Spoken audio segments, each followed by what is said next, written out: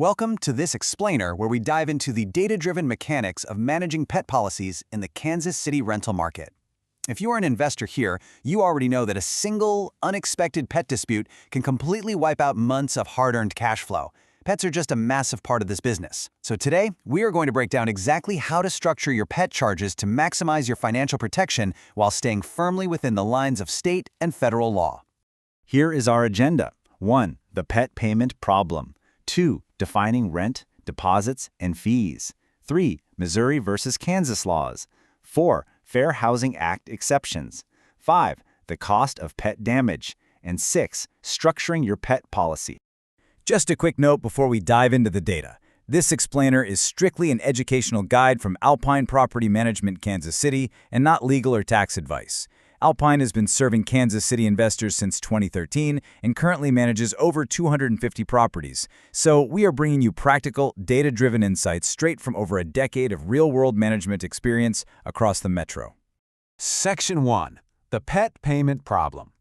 Let us start by looking at the absolute most common and costly mistake landlords make when taking over a self-managed lease.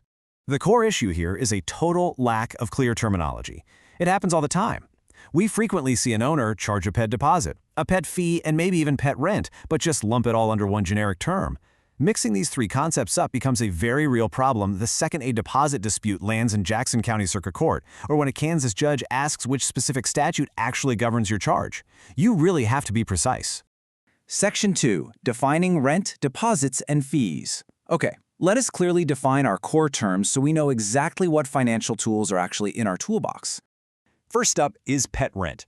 This is simply a recurring monthly charge added to the base rent for the life of the tenancy. It is super straightforward, and crucially, it is non-refundable by design. Why? Because it is not a deposit at all. Pet rent is exactly that, rent, which is collected and forfeited just like the base monthly payment. Now, a pet deposit is a totally different animal. A pet deposit is refundable money held specifically against future damage, and it is returned in whole or in part after move-out.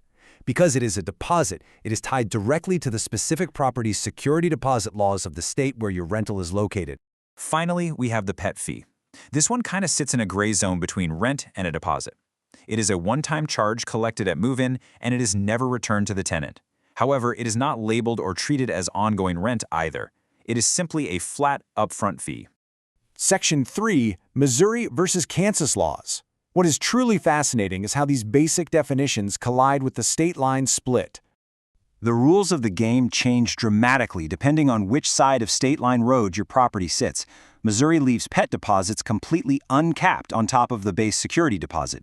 Under Missouri Statute 535.300, a standard security deposit is capped at 2 months of rent, but the text explicitly states this cap does not include money denominated as a deposit for a pet. Kansas, on the other hand, strictly regulates that maximum pet add-on under Statute 58.2550, capping base deposits at 1 month of rent and directly limiting pet deposits. Let us look at the real math in Missouri.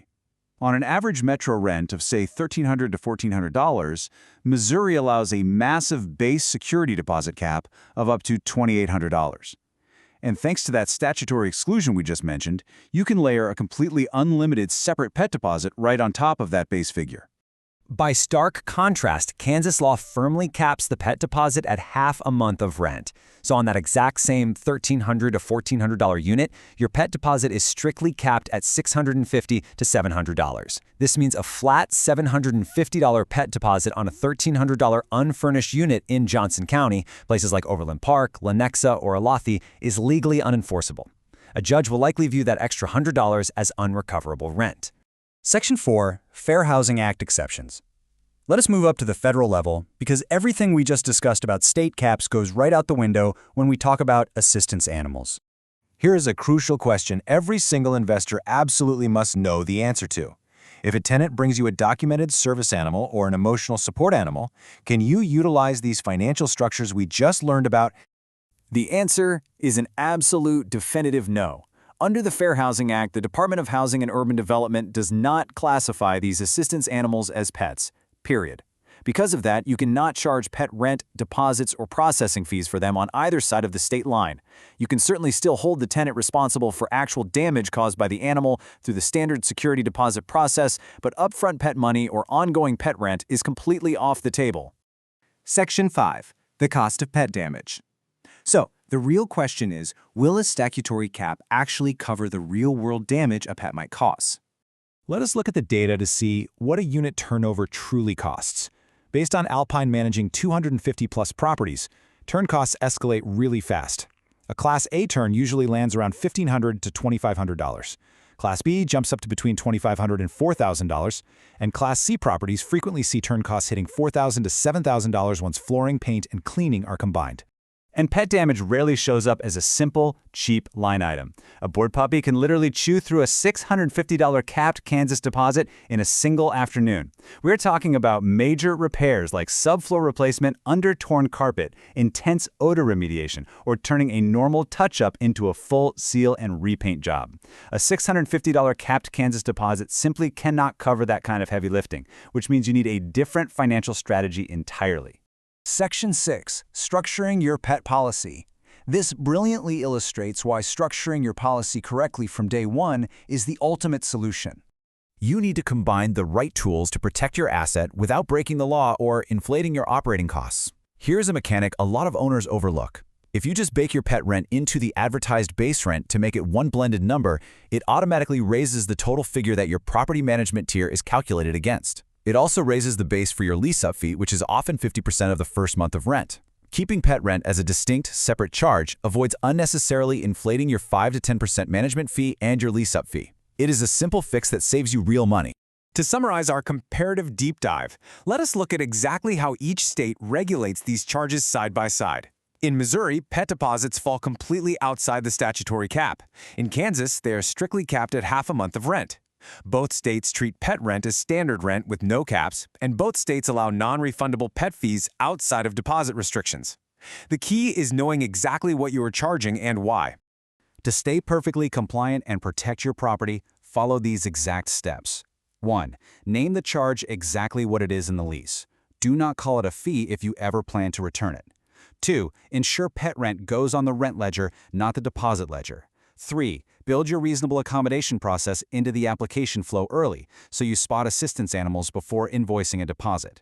And 4. If you use breed or weight restrictions, apply them consistently to every single applicant to avoid fair housing exposure.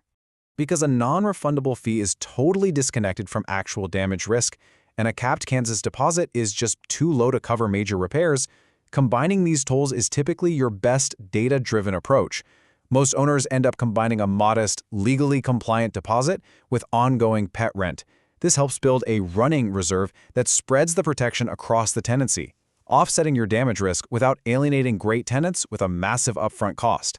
So your final takeaways are pretty simple. Know your state limits, separate your ledgers perfectly, and never charge for assistance animals.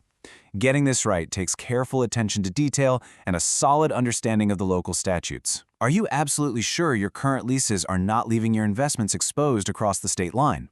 For help managing your Kansas City rental property, call Alpine at 816-343-4520 or visit alpinekansascity.com.